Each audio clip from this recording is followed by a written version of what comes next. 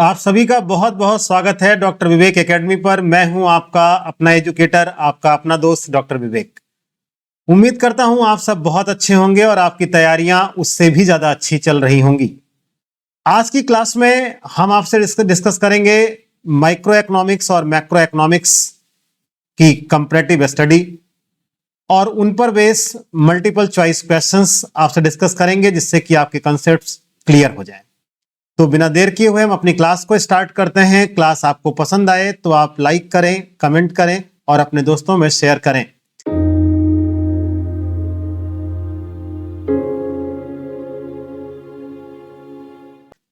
Micro economics and macro economics, in photos से भी आपको कुछ ना कुछ अंदाजा जरूर लगा होगा। एडम स्मिथ और जॉन मेनार्ड कीन्स, इन दोनों लोगों ने इकोनॉमिक्स को क्या दिया, इन सब चीजों पर आज हम डिस्कस कर रहे हैं आपसे।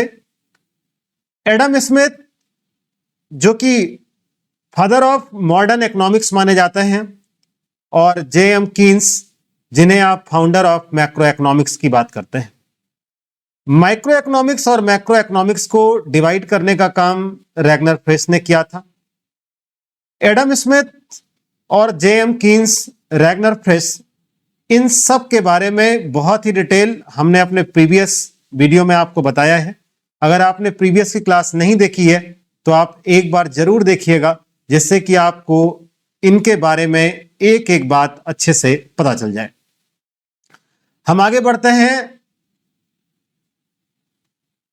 आज की क्लास में इकोनॉमिक्स की मीनिंग मैंने आपके लिए ऐड कर दी है, क्योंकि प्रीवियस के लेक्चर्स में वेरियस जो राइटर्स हैं, जो इकोनॉमिस्ट हैं, उनकी जो थियरी थी, उस थियरी पर या उन्होंने जो जिन डेफिनेशंस को दिया, उन डेफिनेशंस को एक एक करके हमने आपसे डिस्कस किया था, जिसमें स्टार्टिंग हमने एडम स्मिथ, मार्शल, फिर रॉबिन्स, इस तरीके से।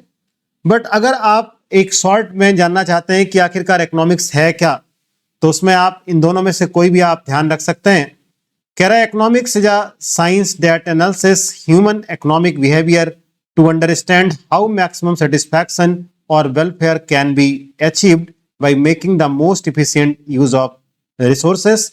यानी कहने का सेंस है कि हम अपने सेटिस्फैक्शंस को कैसे बढ़ा सकते हैं मिनिमम या अल्टरनेटिव रिसोर्सेस के साथ। इन्हीं की स्टडी इकोनॉमिक्स में आती है। और मेनली अगर आप बात करें तो इकोनॉमिक्स जो है वो ब्रांच है सोशल साइंस का। अब आप इकोनॉमिक्स, जिसकी आज मेन क्लास है जो हम आपसे डिस्कस करने वाले हैं, इकोनॉमिक्स को दो पार्ट में डिवाइड किया रैगनर फ्रेश ने, जो ओस्लो यूनिवर्सिटी में प्रोफेसर थे, यानी नॉर्वे के रहने वाले थे।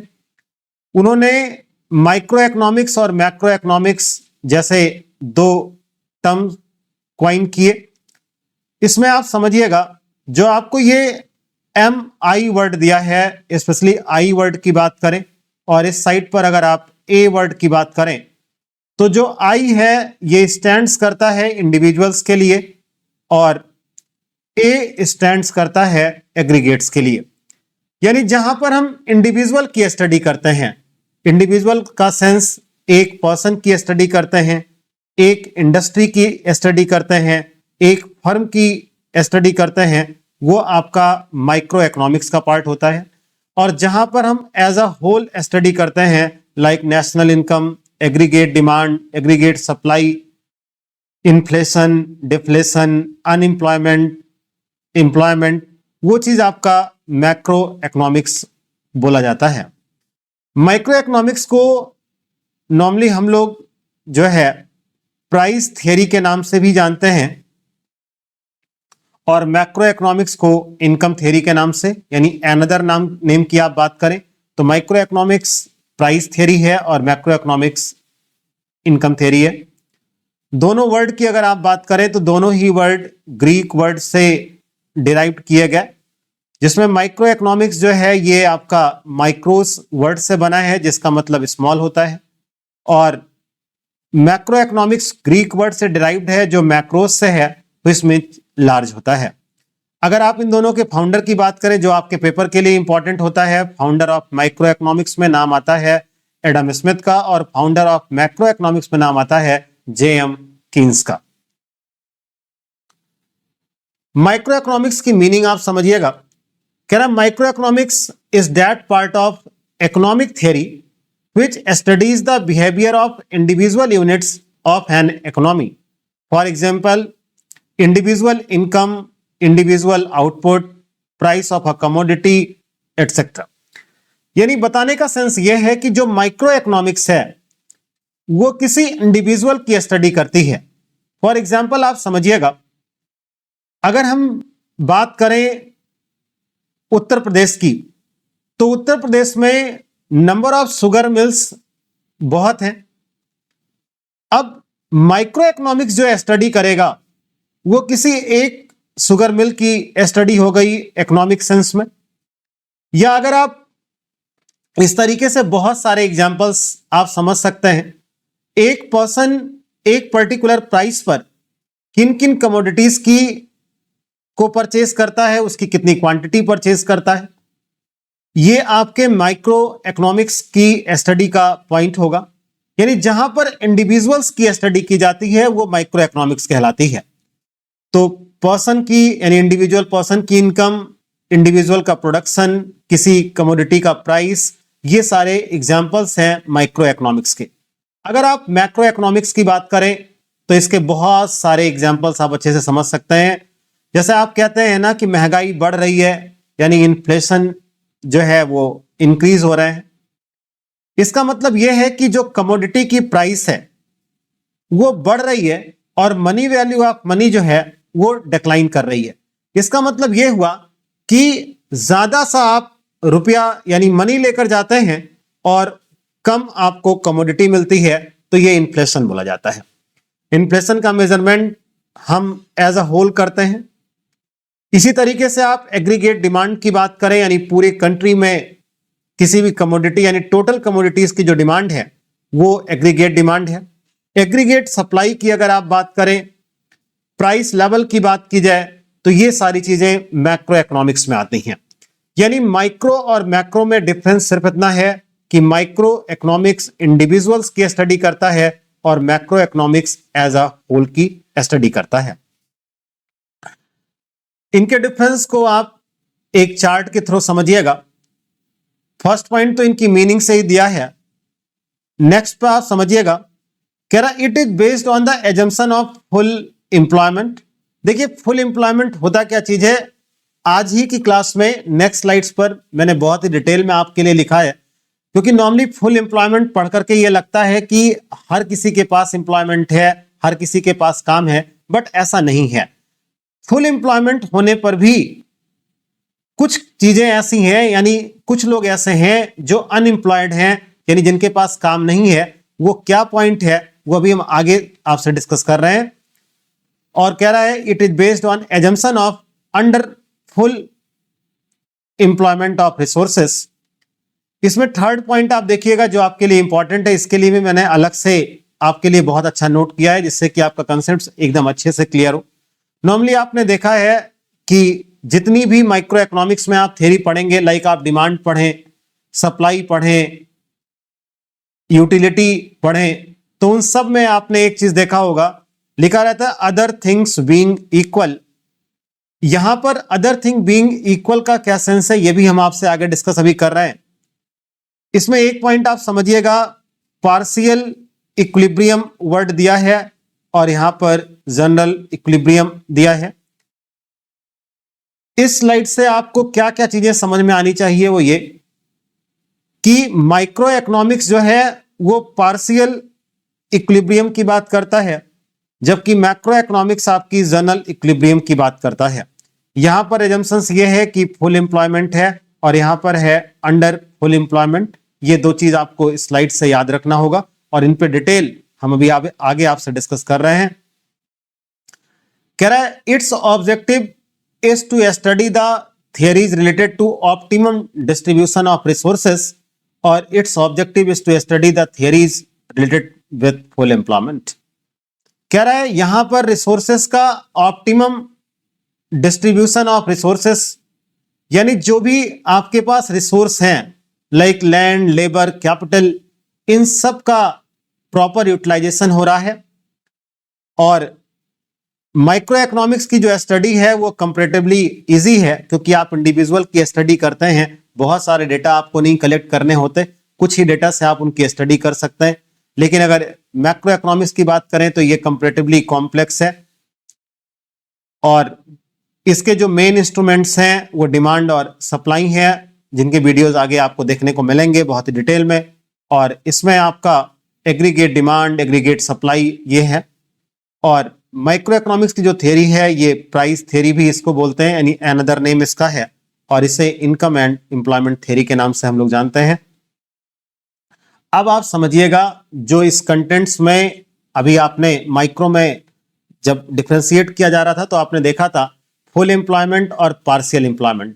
एक एक पॉइंट को बहुत सही से समझिएगा, क्योंकि बहुत ही कम जगहों पर आपको ऐसे डिस्कशंस या इतने डिटेल्ड में आपको चीजें मिलेंगी।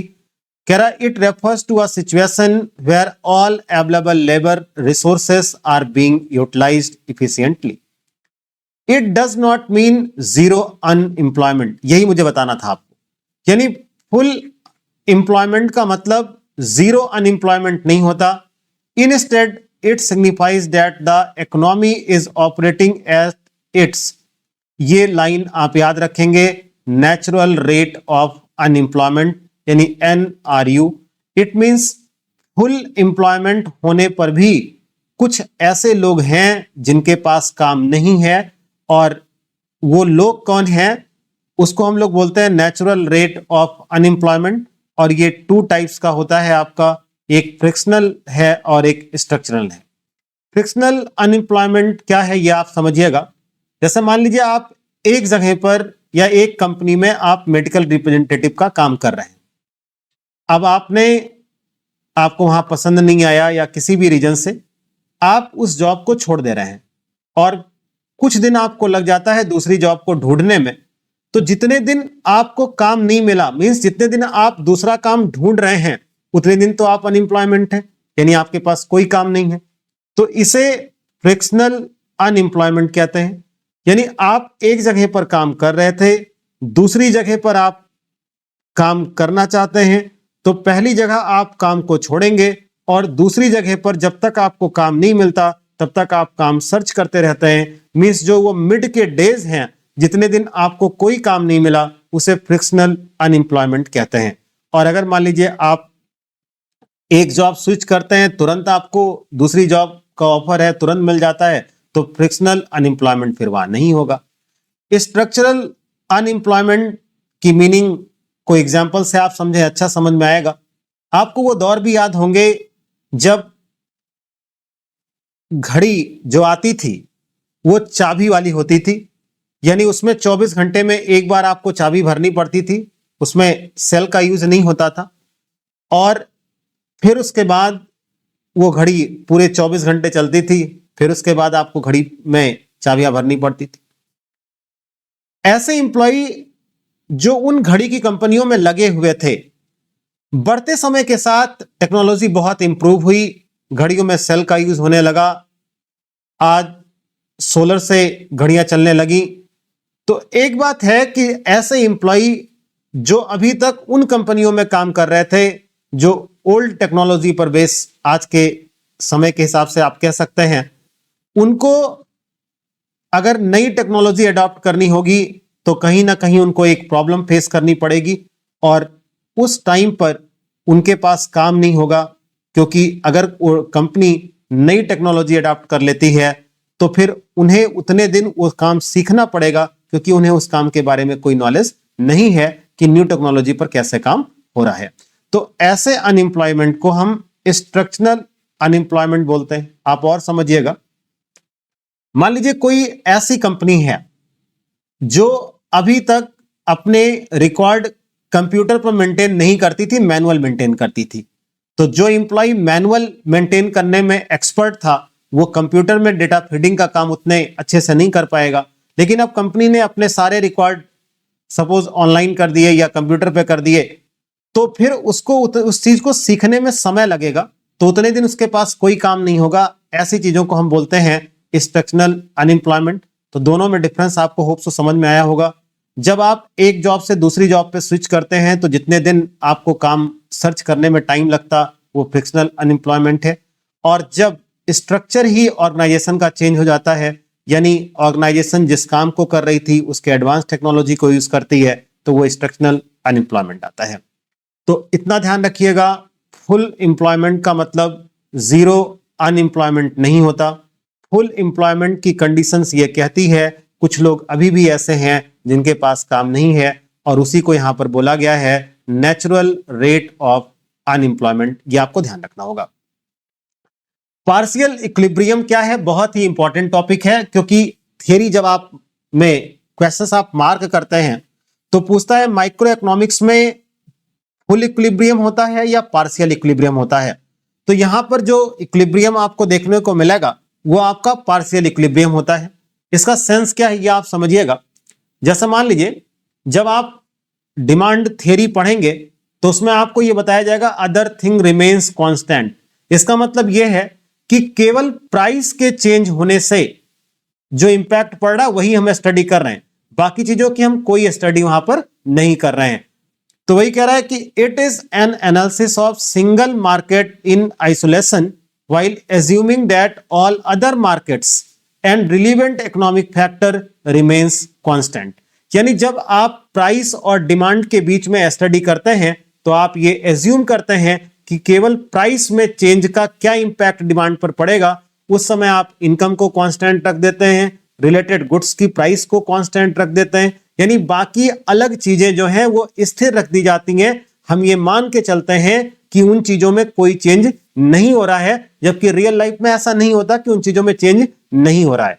इसलिए माइक्रो इकोनॉमिक्स में जो इक्विलिब्रियम बनता है उसे हम पार्शियल इक्विलिब्रियम बोलते हैं, और इसी को आप ये नाम याद रखिएगा सेटेरस पैरिबस। ये बोला जाता है all other things being equal. तो माइक्रो इकोनॉमिक्स में पार्शियल इक्विलिब्रियम की बात होती है और फुल एम्प्लॉयमेंट की बात होती है।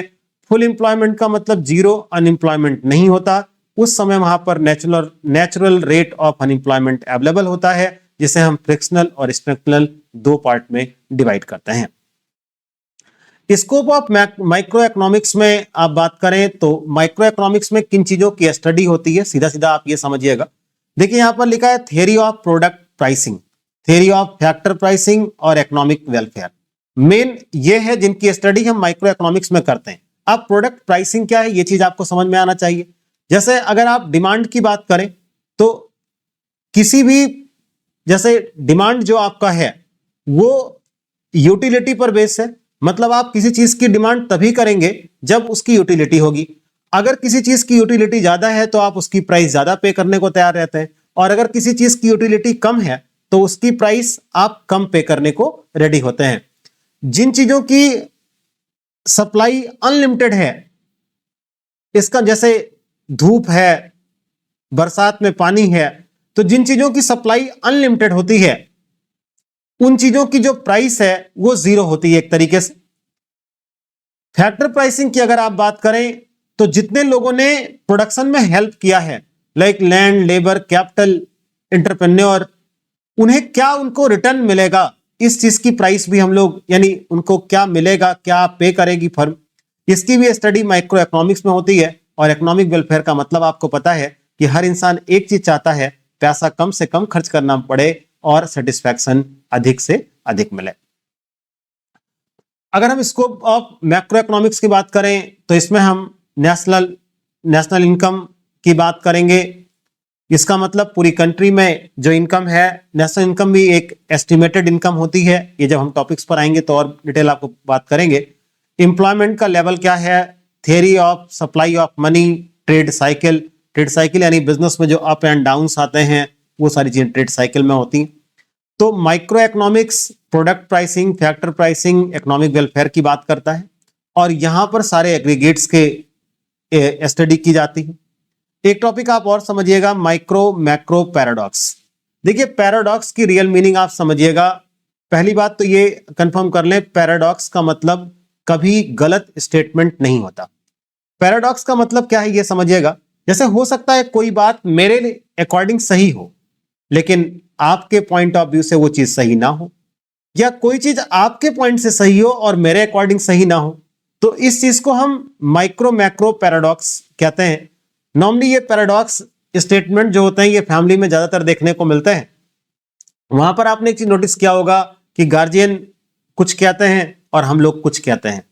हम दोनों की बातें सही हैं, लेकिन हम दोनों एक दूसरे के अगेंस्ट आप कह सकते हैं उस बात को लेकर के। ये पैराडॉक्स है। कह रहा पैराडॉक्स इज सीमिंगली एब्सर्ड और कॉन्ट्राडिक्टरी स्टेटमेंट दो ऑफ्टन अ ट्रू स्टेटमेंट। वही मैंने आपसे कहा ना, वो बात सही है यानी वो स्टेटमेंट सही है। It means an act which is beneficial for an individual may prove to be harmful for the economy as a whole। Example आप समझिएगा, एक इंडिविजुअल बेसिस पे बात की जाए तो सेविंग करना अच्छा है, लेकिन अगर आप होल बेसिस पर बात करें तो वही सेविंग करना गलत है। रीजन क्या है कि अगर आप सेविंग करेंगे तो जो एग्रीगेट डिमांड है वो कम हो जाएगी, क्योंकि आपके एक्सपेंडिचर्स हो ही नहीं रहे हैं। तो अब आप समझिएगा, इंडिविजुअल बेसिस पर सेविंग करना यानी पैसे बचाना अच्छी चीज है, लेकिन एज अ होल की बात करें तो वहां पर प्रॉब्लम यह है कि उससे एग्रीगेट डिमांड कम हो जाएगी, क्योंकि जब आप पैसे बचा के रखे रहेंगे तो आप चीजों को खरीदने का काम नहीं करेंगे। इसका इंपैक्ट ये पड़ेगा कि अगर आप खरीदने का काम नहीं कर रहे हैं तो उससे प्रोडक्शन कम होगा, प्रोडक्शन कम होगा तो इंप्लॉयमेंट पर असर पड़ेगा, वो कम हो जाएगा। तो इसी को हम माइक्रो मैक्रो पैराडॉक्स कहते हैं, यानी जो बात माइक्रो लेवल पर सही है वो मैक्रो लेवल पर सही नहीं हो सकती, और जो मैक्रो लेवल पर सही है वो माइक्रो लेवल पर सही नहीं हो सकती, ऐसा माना जाता है। कई चीजें ऐसा देखने को भी मिलता है। लेकिन अगर आप इन दोनों में डिपेंडेंस की बात करें तो माइक्रो और मैक्रो दोनों एक दूसरे से इंटररिलेटेड हैं, दोनों एक दूसरे पे डिपेंडेंट हैं। यानी माइक्रो और मैक्रो इकोनॉमिक्स की एनालिसिस हम अलग अलग करते हैं प्रॉपर स्टडी के लिए और अच्छी नॉलेज के लिए। होप सो यहां तक की क्लास आपको अच्छी लगी होगी। क्लास अच्छी लगे तो आप क्लास को लाइक शेयर और कमेंट जरूर करें। अब इन पर बेस हम कुछ एमसीक्यूज सॉल्व करेंगे जिससे कि आपके इनके कॉन्सेप्ट्स क्लियर हो जाएं। कह रहा micro economics include individual unit, individual industry, individual price determination, all of the above. तो इसमें ऑप्शन आपका ऑल ऑफ द अबव होगा, क्योंकि सारे में इंडिविजुअल है और आपको पता है माइक्रो इकोनॉमिक्स इंडिविजुअल की स्टडी करता है। मैक्रो इकोनॉमिक्स में आपको पता है एग्रीगेट लेवल की स्टडी होती है। वो कह रहा है national income, total employment, full employment, all of the above. तो डी ऑप्शन आपका करेक्ट होगा। कह रहा macro economics focus on all the following except. कह रहा इसमें से कौन सी ऐसी चीज है जो मैक्रो इकोनॉमिक्स में स्टडी नहीं होती। आपको पता है unemployment problem as a whole हम स्टडी करते हैं। मनी इन्फ्लेशन इन इकोनॉमी यानी पूरे होल की बात कर रहा है। एग्रीगेट डिमांड होल की है, यानी ये तीनों की स्टडी मैक्रो इकोनॉमिक्स में होती है, मैक्रो इकोनॉमिक्स में होती है। वो पूछ रहा है कि कौन सी चीज मैक्रो इकोनॉमिक्स में नहीं होती। तो जूट इंडस्ट्री की अगर आप बात करें तो जूट इंडस्ट्री एक पार्ट है इंडस्ट्री का, और इसकी स्टडी जो की जाएगी वो माइक्रो में होगी, ना कि मैक्रो में। कह रहा है कंज्यूमर बिहेवियर इज स्टडीज। एक कंज्यूमर का बिहेवियर आप माइक्रो इकोनॉमिक्स में स्टडी करते हैं, और इसके लिए हम यूटिलिटी एनालिसिस, डिमांड एनालिसिस, इन टॉपिक्स की स्टडी करते हैं। कह रहा which of the following is studies under macro economics? National income, full employment, total production, all of the above. Which of the following is a branch of micro economics? कह रहा micro economics का ये branch कौन कौन सा है? अभी आपने पढ़ा है प्रोडक्ट की प्राइस यहां डिटरमिन होती है, फैक्टर की प्राइस यहां पर डिटरमिन होती है, और इकोनॉमिक वेलफेयर के नात से ही, यानी इकोनॉमिक वेलफेयर का मतलब आपको पता है कि हम अधिक से अधिक सेटिस्फैक्शन डिराइव करने की कोशिश करते हैं। तो all of the above option आपका करेक्ट होगा। कह रहा micros which means small belongs to Arabian, German, English. आपने थियरी भी पढ़ी है कि ये ग्रीक वर्ड से डिराइव किया गया है। कह रहा which economics divided economics in two branches of micro and macro on the basis of economic activity. आपको थियरी अभी प्रीवियस लेक्चर में बताई गई है कि रैगनर फ्रिस नॉर्वे के रहने वाले इकोनॉमिक्स थे जिन्होंने माइक्रो और मैक्रो जैसे वर्ड को देने का काम किया, और यही वो इकोनॉमिक्स हैं जिन्हें इकोनॉमिक्स का पहला नोबेल प्राइज भी इनको मिला था। कह रहा who said economics is sometimes positive science and sometime normative science, यानी किसने कहा था कि इकोनॉमिक्स कुछ समय के लिए तो पॉजिटिव है और कुछ समय के लिए नॉर्मेटिव है। आपको पता है पॉजिटिव साइंस केवल फैक्ट्स की बात करती है, कॉज एंड इफेक्ट के रिलेशनशिप की बात करती है, जबकि नॉर्मेटिव साइंस आपको जो है ये बताने का काम करती है कि क्या होना चाहिए, यानी सजेस्टिव लेवल की ये सजेशंस बताने का काम करती है। और कुछ टाइम के लिए पॉजिटिव कुछ टाइम के लिए नॉर्मेटिव है, इसको बताने का काम फ्रीडमैन ने किया था, तो ऑप्शन बी आपका करेक्ट होगा। कह रहा general price level is studies in, यानी जनरल प्राइस लेवल की स्टडी कहां होती है, तो इस चीज की स्टडी जो है वो आपकी मैक्रो इकोनॉमिक्स में होती है। कह रहा employment theory is related to, employment आपको पता है एज अ होल की बात की जाती है, जब एम्प्लॉयमेंट है, इन्फ्लेशन है, डिफ्लेशन है, एग्रीगेट डिमांड, एग्रीगेट सप्लाई, तो ये आपका मैक्रो इकोनॉमिक्स का पार्ट होगा। अब हम आज कुछ नए क्वेश्चंस के साथ डिस्कस करेंगे आपसे, जिसमें स्टेटमेंट्स आपको दिए होंगे और उनके बेसिस पर आपको सेलेक्ट करना होगा कि क्या सही और क्या गलत। स्टेटमेंट 1 कह रहा है main tools of microeconomics are demand and supply. ध्यान से समझिएगा, कह रहा माइक्रो इकोनॉमिक्स का जो मेन टूल है वो डिमांड और सप्लाई है, ये स्टेटमेंट आपका करेक्ट है। कह रहा microeconomics is also known as income and employment theory. अगर आपने क्लास को ध्यान से सुना है तो आपको समझ में आ जाना चाहिए, इनकम एंड एम्प्लॉयमेंट थ्योरी की जो बात करता है ये आपका मैक्रो इकोनॉमिक्स बात करता है, और माइक्रो इकोनॉमिक्स को हम जानते हैं प्राइस थ्योरी के नाम से, तो इट मींस आपका स्टेटमेंट 2 करेक्ट नहीं है। तो स्टेटमेंट 1 है तो ऑप्शन आप देखें, कह रहा both the statements are true, ये गलत है। Both the statement are false, ये भी गलत है।